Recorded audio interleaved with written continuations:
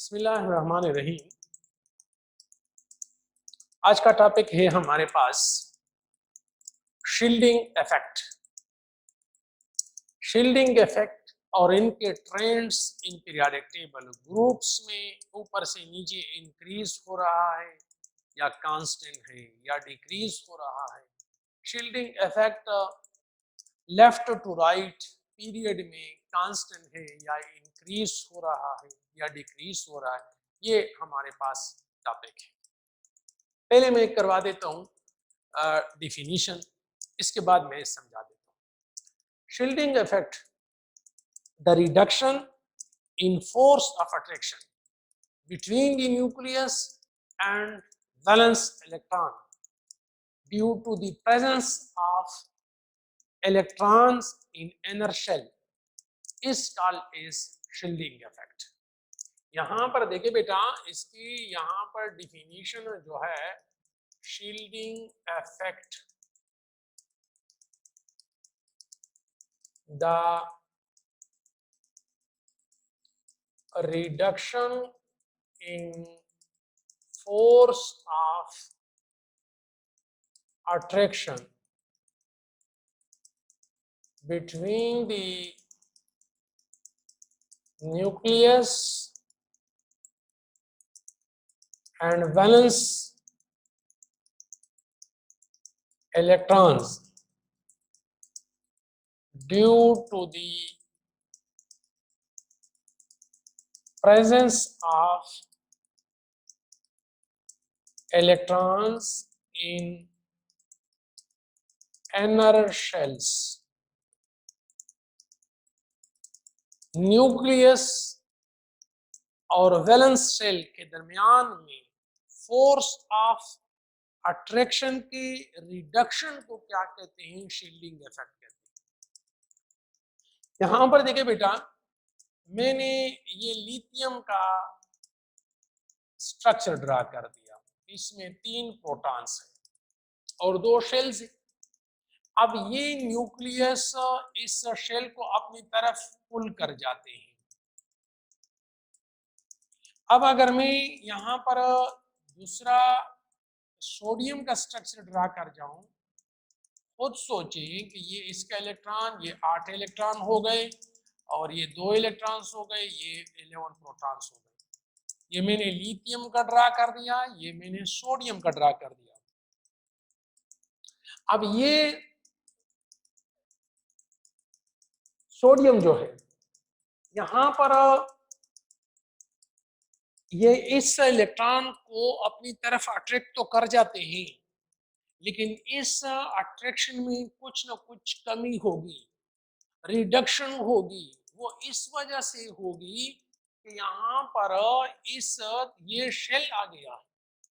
अगर ये शेल ना होता तो ये शेल, वैलेंस शेल, अगर ये पेनल्टीमेटिक शेल सपोज ना होता, एक वैलेंस शेल होता है, एक पेनल्टीमेटिक शेल होता है, अगर ये शेल ना होता सेंट्रल वाला, तो फिर ये न्यूक्लियस इस वैलेंस शेल को और भी फोर्स के साथ अट्रैक्ट कर जाता। इस शेल के आने की वजह से न्यूक्लियस का फोर्स ऑफ अट्रैक्शन जो वैलेंस शेल पर है वो कम हुआ। इस फोर्स ऑफ अट्रैक्शन के रिडक्शन को due to the presence of inner shell की वजह से, इसको कहते हैं शील्डिंग इफेक्ट। अब हम पढ़ लेते हैं कि ग्रुप में आसान सी बात है। फर्स्ट ए ग्रुप में देखिए, यहां पर मैंने ये लिखवा दिया, फर्स्ट ए ग्रुप, ये lithium, sodium, potassium, rubidium, caesium. ऊपर से नीचे आने पर इसमें है 2 शेल्स और इसमें है बेटा 3 शेल्स और इसमें बेटा है 4 शेल्स। तो ऊपर से नीचे आने पर ग्रुप में शील्डिंग इफेक्ट इंक्रीज हो रही है। Shielding effect increases from top to bottom in group. Reason क्या लिखेंगे? Number of shell increases, atomic number increases. बस ये 2 बातें काफी है। ग्रुप में अगर मैं आप लोगों को यहां पर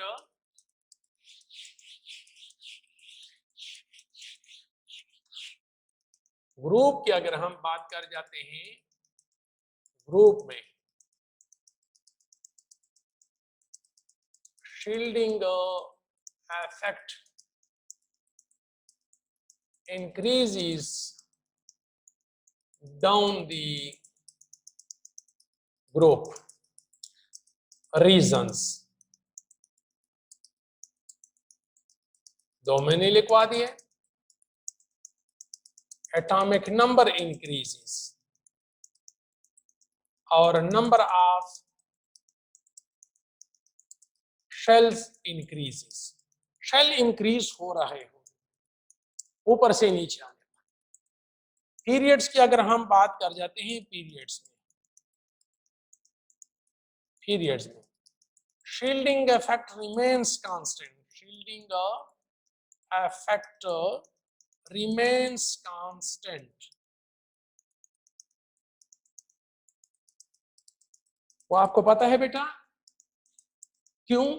कि शेल कांस्टेंट होते हैं. यहाँ पर फिर वही बात है कि अगर मैं ये sodium, magnesium, aluminium, silicon, phosphorus, sulphur, chlorine, ये मेरे पास 11, ये 12, 13, 14, 15, 16, जल्दी जल्दी मैंने इसका स्ट्रक्चर ड्रा कर दिया. फिर ये मेरे पास आ गए 2, ये मेरे पास आ गए, ये सोडियम का स्ट्रक्चर हुआ 3 शेल से. अब यहाँ पर अगर मैं सिलिकॉन का स्ट्रक्चर ड्रा कर जाऊं तो मेरे पास बेटा हो गया इसमें 2 इलेक्ट्रॉन, इसमें 8 इलेक्ट्रॉन और इसमें 4 इलेक्ट्रॉन्स. इसमें भी 3 शेल्स, इसमें भी 3 शेल्स. दोनों का शील्डिंग इफेक्ट कांस्टेंट हुआ. इस क्यों कांस्टेंट हुआ? इस वजह से कांस्टेंट हुआ कि शेल कांस्टेंट है. अब यहाँ पर अगर आप पहुंचे तो फिर भी मेरे पास देखें इलेक्ट्रॉन तो ज्यादा तो हो गए, लेकिन शेल 3 है. यही वजह है कि shielding effect remains constant from left to right in periods. Reason number of shell constant. ये हो गई आपके पास बेटा शील्डिंग इफेक्ट की. इसके बाद है हमारे पास आयोनाइजेशन एनर्जी. आयोनाइजेशन एनर्जी दूसरा शॉर्ट क्वेश्चन है. आयोनाइजेशन एनर्जी किसी भी एटम के वैलेंस शेल से इलेक्ट्रॉन को निकालना.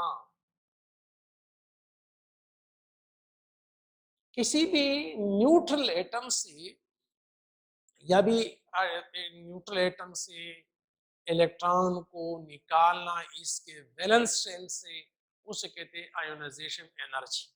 The minimum amount of energy that is required to remove valence electron from gaseous neutral atom is known as the ionization energy.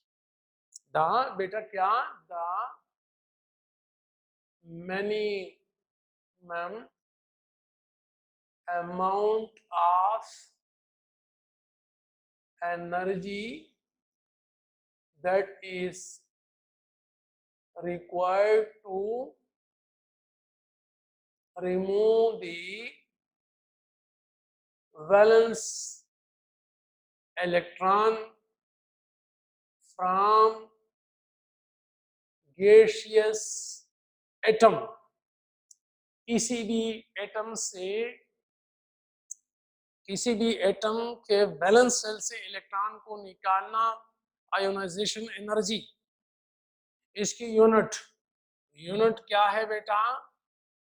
Kilo joule पर मोल. Kilo पर मोल. Groups में इसका अभी ट्रेंड्स पढ़ेंगे बेटा. ग्रुप्स में इसके ट्रेंड्स जिससे मैं पूछूं वो यहाँ पर देखें. वही बात है, लिथियम, सोडियम, पोटाशियम, रोबिडियम, तमाम के वैलेंस शेल में एक एक इलेक्ट्रॉन है. तमाम के वैलेंस शेल में 1 इलेक्ट्रॉन है. ये इसका साइज स्मॉलर है. ठीक है, यहाँ पर ये इसमें 2, इसमें 1, इसमें मेरे पास इसमें 2, इसमें 8, इसमें 1। इस लिथियम में का साइज स्मॉलर है और न्यूक्लियस का वैलेंस शेल पर फोर्स ऑफ अट्रैक्शन ज्यादा है। आप खुद सोचें कि इस इलेक्ट्रॉन को हम इजीली रिमूव कर सकेंगे या इस वाले को हम इजीली रिमूव कर सकेंगे या पोटाशियम से हम इजीली रिमूव कर सकेंगे। बेटा पोटाशियम से, इसलिए कि पोटाशियम का साइज बड़ा है, उसका वैलेंस इलेक्ट्रॉन न्यूक्लियस से दूर है और उसको हम इजीली रिमूव कर सकते हैं। यही वजह है कि आयोनाइजेशन एनर्जी ग्रुप में from top to bottom decrease होती जाती है। Ionisation energy decreases from top to bottom in group. Reason क्या लिखेंगे? 3 रीजन काफी है। शील्डिंग इफेक्ट इंक्रीजेस, अभी बता दिया, शील्डिंग इफेक्ट इंक्रीज हो रहा है। न्यूक्लियर पुल डिक्रीज हो रहा है।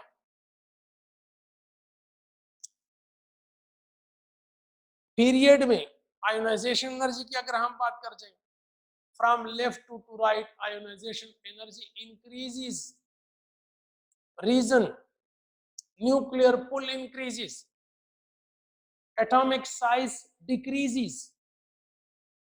जब एटॉमिक साइज कम होगा तो न्यूक्लियर पुल ज्यादा होगा और उससे फिर इलेक्ट्रॉन का निकालना मुश्किल होगा।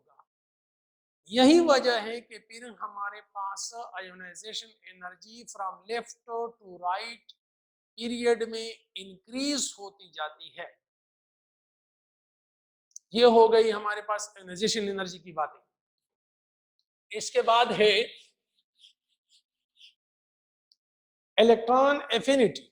ट्रेंड्स होमवर्क में पढ़ेंगे बिल्कुल इसी तरह। इलेक्ट्रॉन एफिनिटी,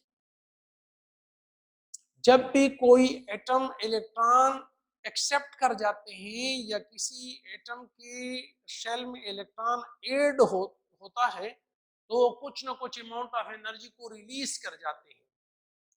न्यूक्लियस में प्रोटॉन होते हैं, आपको पता है, तो वो जब भी किसी इलेक्ट्रॉन को अपनी तरफ अट्रैक्ट कर जाते हैं, यानी वो इलेक्ट्रॉन इसके वैलेंस शेल में आ जाता है, तो कुछ ना कुछ अमाउंट ऑफ एनर्जी रिलीज होती है। उस अमाउंट ऑफ एनर्जी को कहते हैं electron affinity. When an electron is added to the valence shell of neutral atom, then some amount of energy is released. That is called electron affinity.